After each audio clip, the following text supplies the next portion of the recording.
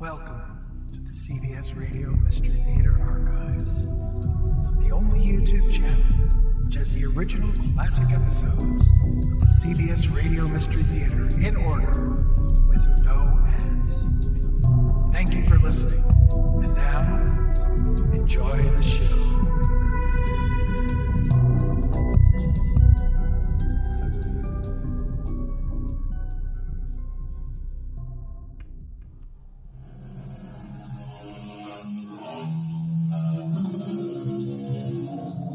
Come in. Welcome. I'm Tammy Grimes. Do you remember the first ghost story you ever heard? Did it spook you? My grandfather told me this one, and when I asked him where it came from, all he would say was, "From the old country." That was all I had to hear, and so I had to track it down. And I did, and discovered quite a bit Grandpa never told me. I know it will intrigue you as much as it always has intrigued me, and I can hardly wait to begin a good, scary hour. How extraordinary it is, Professor. What life and afterlife have in store. I was a general. I accepted death as I accepted life. Chancy and inevitable. I never dreamed there could be more. Did you, Professor? General, I'll say this. As a professor, what is happening to us right now is unthinkable. I still don't understand it. It seems such a waste of time. Professor, what use is time to us? Time, which is so valuable to the living, doesn't even exist here.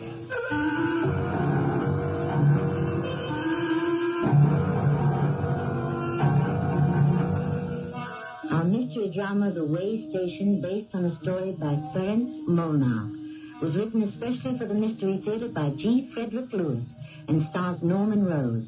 I shall be back shortly with Act One. Let me set the scene. High on a hill overlooking the Danube River is the town of Kalaman. A church bell tolls mournfully. The occasion, the burial of the mother of Stefan and Judith. Have you ever noticed that the skies take on the color of the event? Today is no exception. The gray and black clouds are almost as dark as the clothes of the bereaved. Peter, the husband of the dead woman, shovels the earth into the grave of the one who was once his beloved wife. Come, Judith. It's over. Come, sister. Stefan, why don't you and I together take your sister home? Thank you, Dr. Kodai, yes. Just a moment. I'm forgetting something. After all, you and your sister are young. Look at your father standing there next to his shovel. Perhaps I had better stay with him. Peter? Peter! You see what I mean, Stefan? He's just standing there, stricken. I can't think of any worse fate than being the only gravedigger in the village and having to bury your own wife. Oh, please, can't we go home now? My dearest Judith, of course we can. I can't stand a moment longer in the cemetery. Dr. Kodali, I'm sorry. I must go. I can't understand why my mother's... She was so young. Why? Judith, medicine did everything possible to save her. It was the Lord's will. Oh, that's what I don't understand. Why did the Lord will it that my mother should die?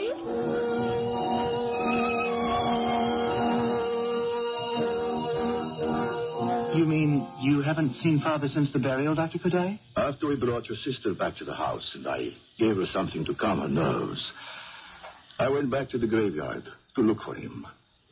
But he wasn't there. You must try to understand, Stefan. Difficult as it is for you and Judith, twin children, to lose your mother to this terrible plague, it is doubly difficult for a man to lose his wife. I wish he'd come home. I know what he's doing. He's walking through the woods, even now when it's dark. Oh, Judith, I'm glad you're up. Come in. How do you feel? How are you, my child? Did you give me something to make me sleep? To relax you from the strain, yes. Sit down, dear. How long have I been asleep? A few hours. It's only several. Where's Father? Well, we were just wondering. I think he's walking somewhere outside. He didn't come back to the house? No. It's 7 o'clock. Has anybody eaten? No, Judith. Stephen and I have been sitting here waiting for your father to return. I'll go into the kitchen and see what I can put together for a supper. Can you stay, Dr. Kadali? Oh, certainly. I am not leaving until I've had the chance to talk to Peter. Oh, it's almost too impossible to believe. 4 days ago, Stefan and I came home for the spring holiday, and Mother was walking around, planning to make new curtains, sweeping the floors as she does every day.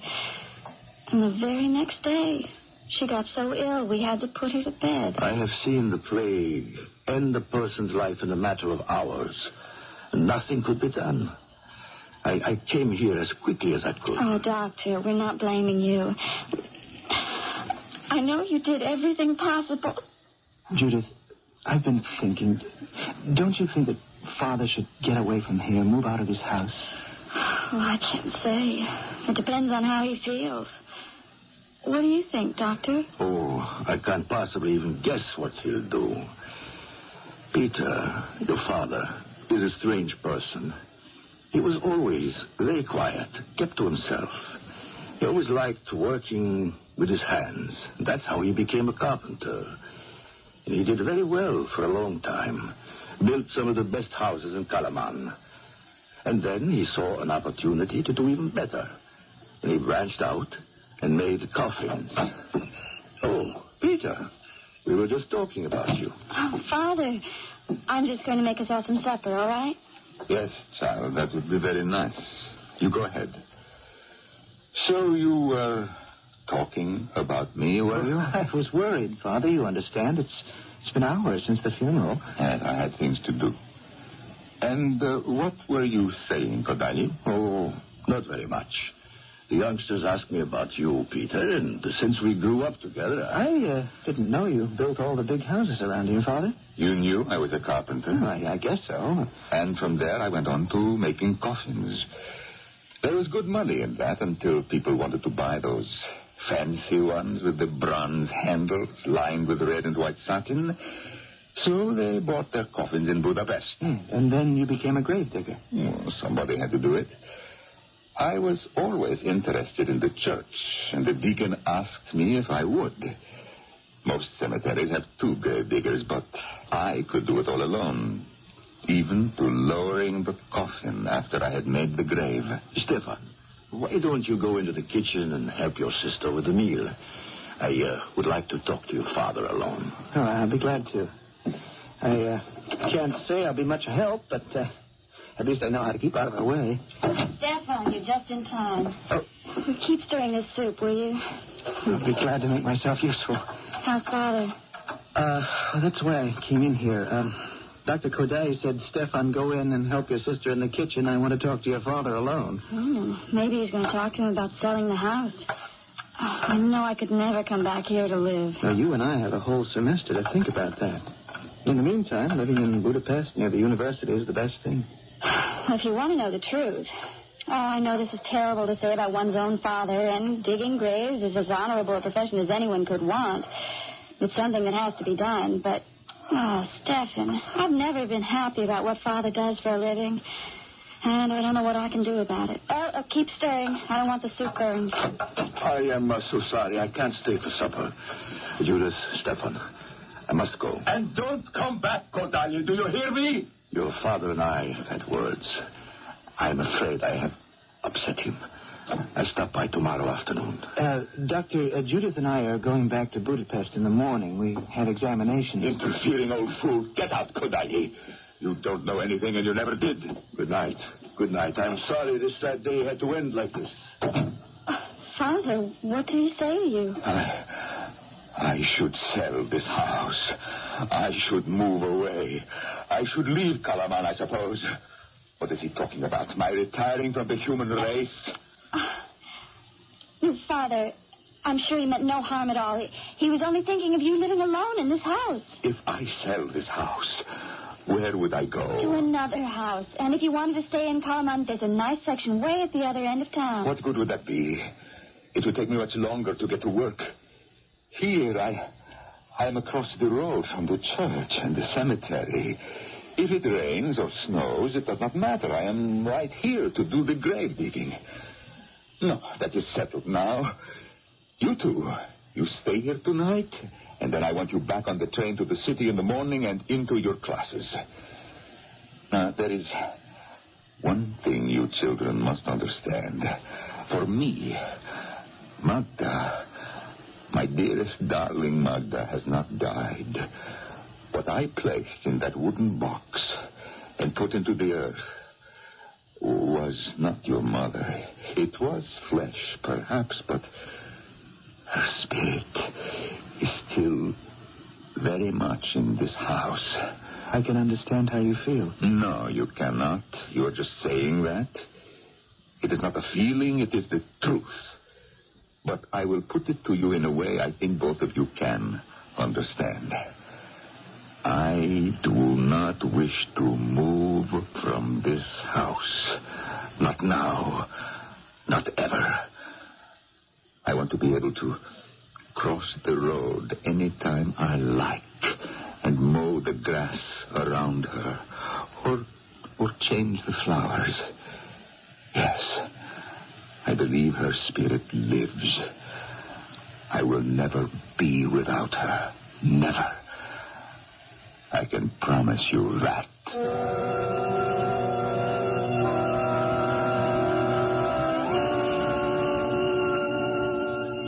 Knock again, Stephen. Well, I have been knocking. If Father's in the house, he would have heard Well, me. he could have gone out. He hardly ever goes out. He's not in the cemetery. We looked. I don't understand it. Didn't he expect us to come back out here this weekend? Didn't you tell him he would? Well, I thought I did, but I guess I forgot. I just assumed that a week after Mother died, he'd expect us to come home. And what's more peculiar is that he's always left the front door open. Why is it locked? I think I've got a spare key in one of my pockets. I know. He may have gone to visit Dr. Kodali. Stephen, knock just once more, please. Judy, Stefan, what are you doing here? What's the matter, Father? Don't you want to see us? Are you having a party? What are you two talking about? Well, I see you got a tray with a bottle of wine and 2 glasses. No, 3, and 3 plates of soup. Is Dr. Kodai here? What business is it of yours? What are you two doing, spying on me? Father, what do you mean spying? I mean, we came specially from the university. Go away. I have many things to do. I cannot entertain you. Go away. Go away. Well, what do you make of that? What did we say to him to make him so angry? I don't know.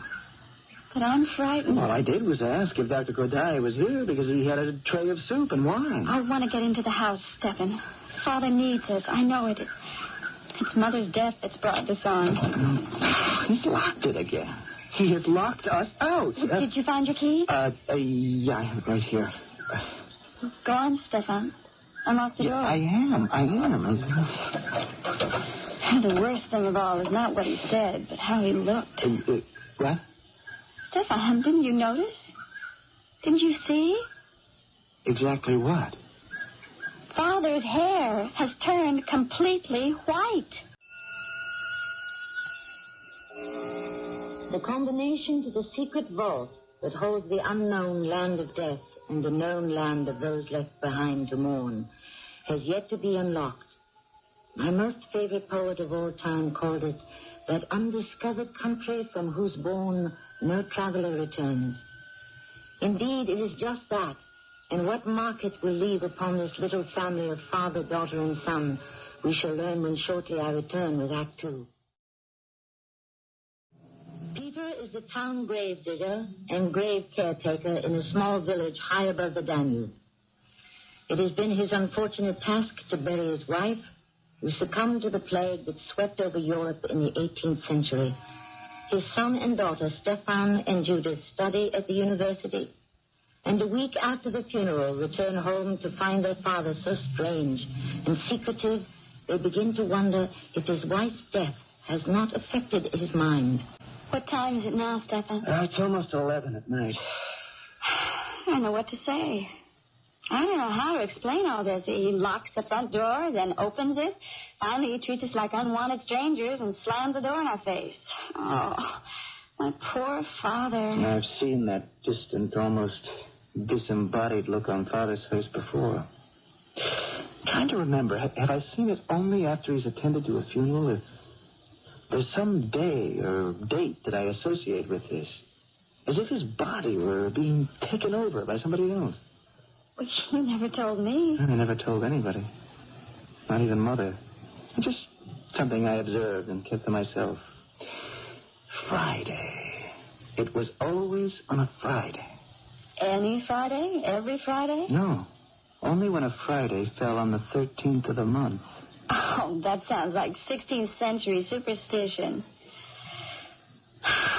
Oh, it's 11:15. I'll have to reheat everything. Where could he be? Judith, I've looked high and low, even in the attic. He's not there. The cellar? No, he's not there either. You looked, of course, in Mother's room. Oh, I didn't go in. I tried the knob. The door's locked. I expected it would be. Besides, what would Father be doing in there? You're sure it's locked? Oh, yes. Don't you remember Dr. Kodai said if someone dies of the plague, their room should be not used for a long time. I expected it would be locked. I'm trying to piece the puzzle together. This afternoon, when we got here, and he came to the door, what was he doing carrying a tray with plates of soup, a bottle of wine, and glasses? Well, he must have had a visitor. At least one, but it's certainly not Dr. Kodai, because he always puts his doctor's black bag and his cane right in the hallway when he comes here. I suppose he could be in Mother's room. Well, why don't you try? Call out to him through the door. He won't listen to me. Oh, we've waited supper long enough for him. I think we should go on upstairs to our rooms and go to sleep. It'll be time enough tomorrow morning to find out what this is all about. You go on up to bed, Judith. I'll sit here by the fire a little longer. I'm not that sleepy anyway. Maybe Father will turn up. What is it, do you suppose? What's wrong? Everything's wrong. We know that. I don't think I can go to sleep. But... Hey, did you hear that? He's just come out of Mother's room. I recognize his step coming down the hall. Oh, no, I can't leave now. We'll pretend to be having a deep conversation here by the fire. Well, hello, you two. I thought you had gone back to Budapest. Not at all, Father. We came up to spend the weekend with you. It is very late. Shouldn't you two be off to bed? Father, Judith and I are both 24 years old. Well, actually, I'm 10 minutes younger than Stefan. He keeps forgetting I was born 10 minutes after he was. Anyway, I was going to bed. Are you sure you're feeling all right, Father? Of course I am, little one. I'm sorry I was abrupt before. It was just that I had something on my mind. Oh, we understand. We really do. It's been a long time since I kissed you goodnight, but I think I'll start that habit again. Good night, Father. Good night, Judith. Listen, you close your door, will you? Your room's next to mine, and you know you snore. I do not. Good night. Well, I guess I'll be turning in, too. Father, we made some supper. It's in the kitchen. Would you like me to heat it up for you? No, thank you, my son. I am not hungry. Oh, I don't know. A couple of bowls of soup and a bottle of wine doesn't have much nourishment. For heaven's sake, can't you forget that? Forget what I saw with my own eyes?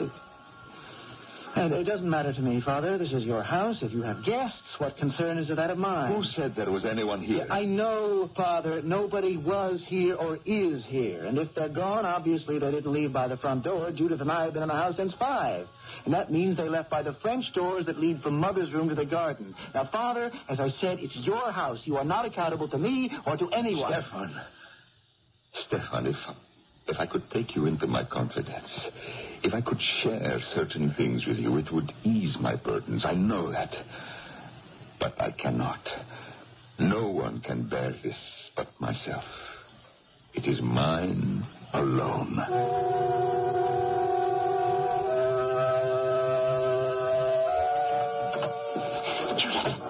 Judith, wake up.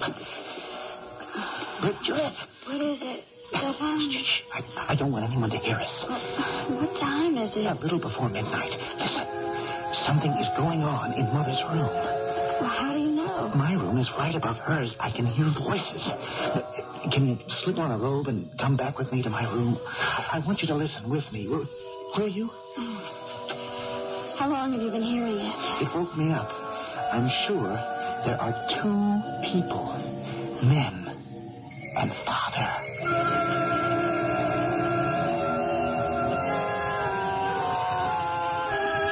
I don't hear anything from down there. Neither do I. They just stopped talking, that's all, but I'm sure they're in there. What part of your room did the voices sound the loudest? Right under my bed. That's what woke me. Now, I'll tell you what we'll do. Help me move the bed closer to the window, and then we'll get on the floor and listen. Will you? All right. Okay, now you take that end of the bed, and I'll take this end. Now, watch your feet. There's a small rug under it, so don't trip. You ready? I'm ready. I'll say 1, 2, 3, left, and we both move the bed all the way over to the window, okay? 1, 2, 3, left. Good.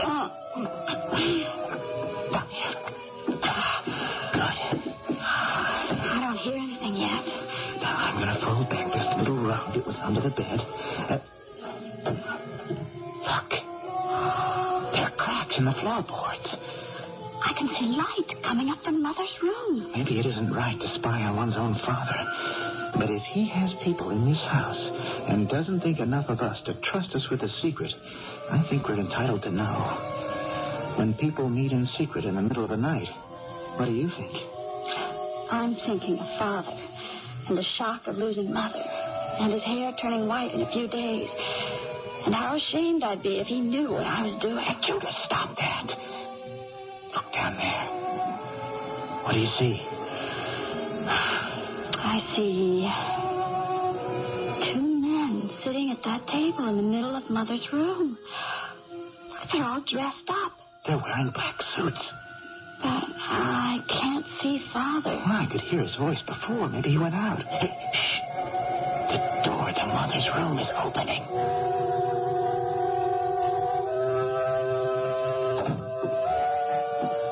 You were a long time, Peter.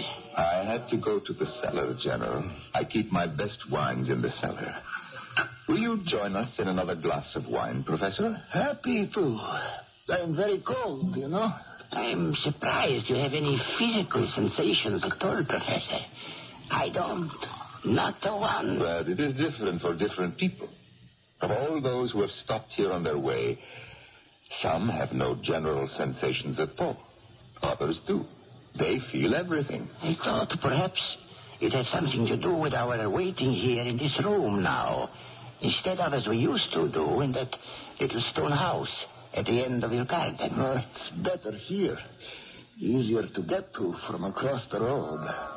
Another midnight. I wonder how many I have yet to go.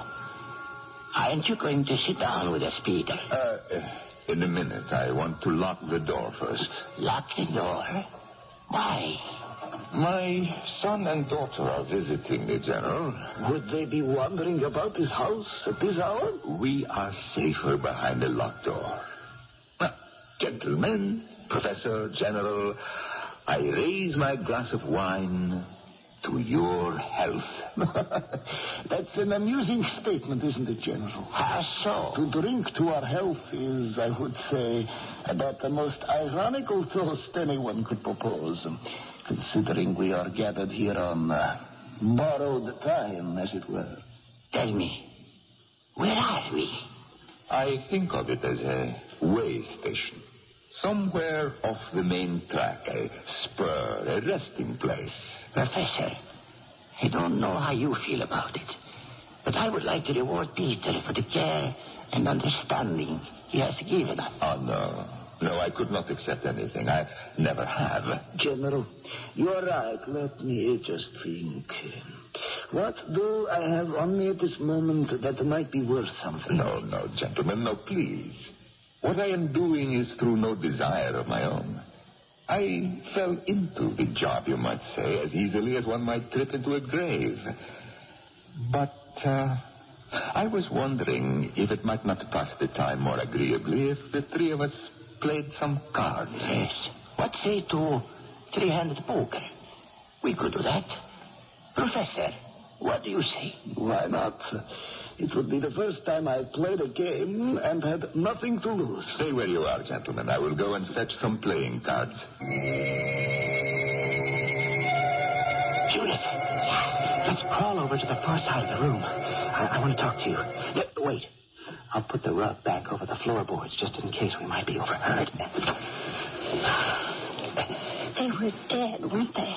Both of them. Oh, I recognized the professor right away. I didn't know the other man. The general? I think I read about him dying a month ago. It's unbelievable, quite unbelievable. Oh, I can remember so well 2 weeks ago. After class, we were all talking about the professor passing away so quickly. Don't you? I can see it so clearly in front of me. His picture in the paper that day. Professor Martin Helgar dies. Services will be held at the church in Callanan where he lived. Oh, he was the university's most prominent professor. He's supposed to be dead. If he is dead, then he must be an it. The other one, the general. I wonder how long has he been out of his grave? And what are they doing here? I just cannot believe that you and I, Judith, two mature 24-year-old people, are sitting up here looking through the floor at the dead coming to life. Well, it's happening. It's not a nightmare. If it is, I don't want to wake up yet. It isn't. I have to know more. It's our own father. And who can we ever talk to about this? Can you bear to have another look? Yes, I can. All right. We'll crawl back, take up the rug, and... you're sure, Judith, you're up to it? There are too many questions left unanswered. For me to half know something is much worse than knowing all of it. Oh, as it is, how am I going to see Father in the morning and pretend I don't know anything? Oh, maybe there's an explanation I can understand. I pray there is. Strange that you should say you pray for an explanation. I pray too, Judith, that it's not too late for prayer.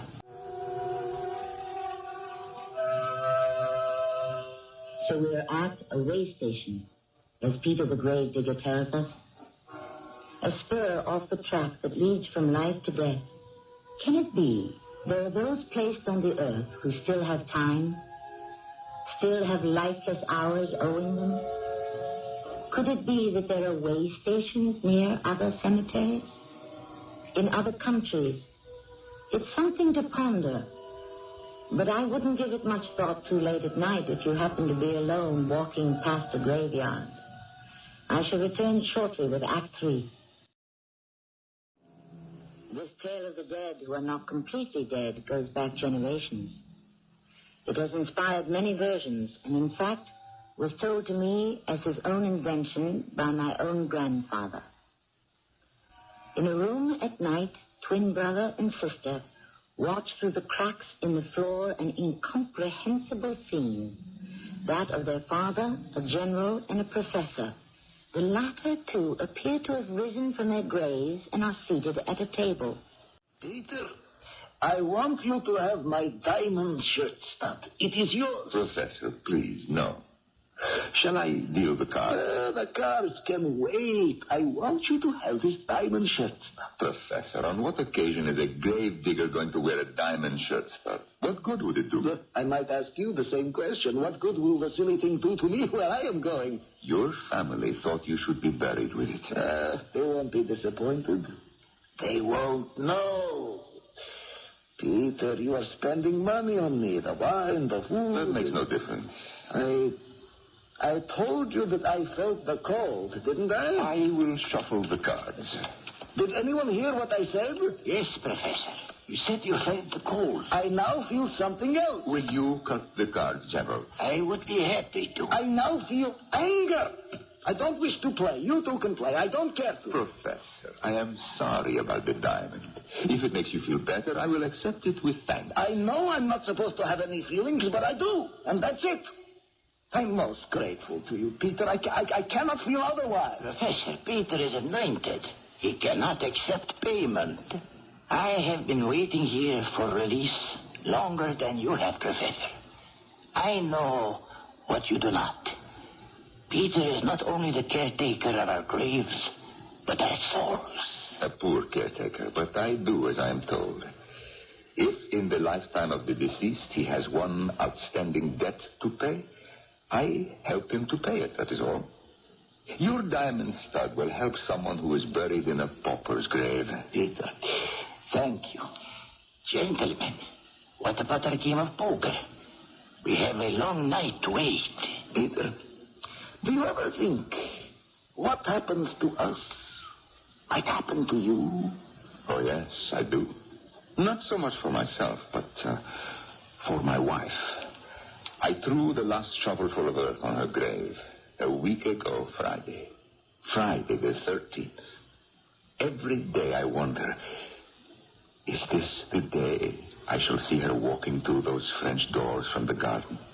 Wondering if there is a debt she feels she owes, dreading what she will ask of me, knowing she cannot rest until I have done her bidding. A gift to someone? Is that something to dread? There are those who demand I take a life so that they can rest in peace. That would mean your wife had an enemy. Someone who wronged her. Someone did. A great wrong. And she might call upon you for final payment? Peter, can you tell us who wronged her? It was I. I wronged Magda. Oh, Stefan, I cannot watch or listen to any more. Yes, I'll help you to your room. Would you? All of this we've heard is so awful. I'm afraid my legs won't carry me down the hall. You just lean on me, Judith. It's all a terrible strain. When I asked you to come and listen to what was happening below in Mother's room, I had no idea that it would come to this. Father. What are you two doing up this late at night? Judith didn't feel well. I brought her in here, and I was about to take her back to her room. Stefan, why is your bed pushed to the window and the rug rolled back? Is that light from the room below showing through the floor? What were you two doing here, listening? Watching what was going on below in your mother's room? Judith had nothing to do with it. I couldn't sleep. I heard voices, and I asked her. You asked your sister to help you spy on me? It wasn't really spying. You were so changed today when we came home. I thought there must be something wrong. How long have you two been up here looking down through the floor? Now, Father, can't you understand? We were worried. How long? It was about midnight when we looked first. So you know everything. No, we don't. We don't know anything. We don't understand anything. Father, couldn't you explain it? There is nothing to understand. There is nothing to explain. What is. Now, I will thank you to put the rug and the bed back where it belongs, Stefan. And the three of us will talk in the morning.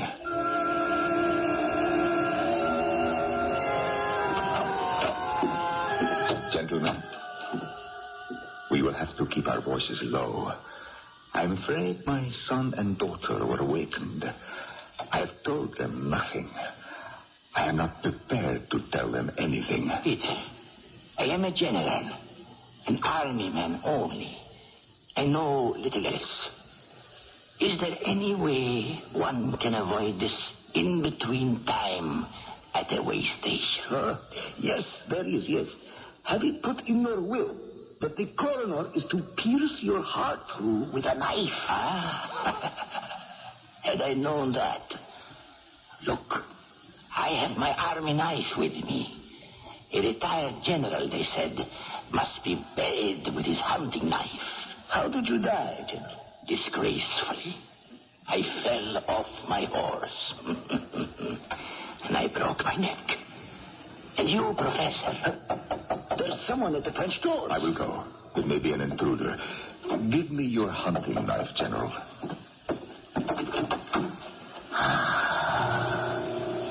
Another one of us. Look at him. He's dressed in a winding sheet. Oh, I'm cold. inside quickly, sir. Wait, Peter, shut the doors.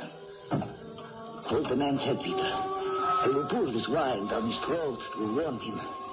Peter, why are you standing there? Help me uncover his head.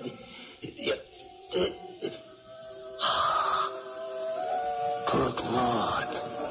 It's not... It is not a man, no. It is my wife, Magda. Oh, my dear lady. Here, drink this. Peter's own wine. Why couldn't you have been one of the souls who reaches heaven straight away without this? Peter, where am I? I prayed this would not happen to you. Why am I here? This is my own room. What is the debt you owe, madam? Do you remember that? In the war against the Prussians, they sent a soldier across the trenches with a white flag of truce. I shot him dead. That was my debt. And Peter saw to it that what I had, my ring and so on, were given to the man's widow. But I still have to wait until they accept it as full payment. I am also waiting so I can return to my grave. You don't remember what brought you here, madam? No. Only dying suddenly. Dear madam, your husband Peter has been an angel of mercy, not only to the general and myself, but to many. In time, you will remember what sin has to be paid.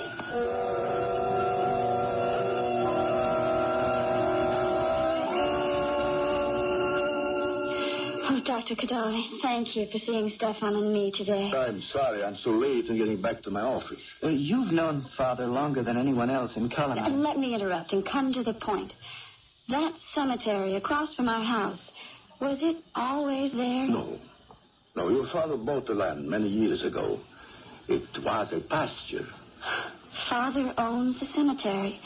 Doesn't it have to belong to a church? He owns the land the church is on also. Was that possible? Cullinan is a very poor community. One doctor only. They were grateful to Peter to let them build a church on his land and use the pasture for a cemetery. Has the cemetery been sanctified?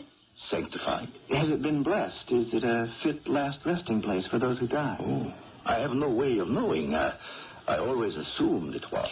You told us Mother died of the plague. Have there been many cases of it? Hers was the only one. There is much elsewhere, but not here. You saw Mother every day? Except the day she died. Peter was with her to the end. I had given him medicine to alleviate the suffering. She suffered so. So, it was a blessing that her suffering ended in death. Your father loved her so. He could not bear to see her in such pain. So he may have given her all the medicine and perhaps hastened... I never allow myself to think of that. And I could not blame him for that. We must go now. Thank you, Doctor. Would you do me a favor? Would you take this wreath, which I wanted to place on her grave, and put it there for me? I haven't had the time to do it. There are so many who need me. Of course. As soon as we get home, we'll do it. It could wait until tomorrow. It's quite dark already. Oh, we're quite used to walking at night. See, I have a lantern. We'll place the wreath tonight.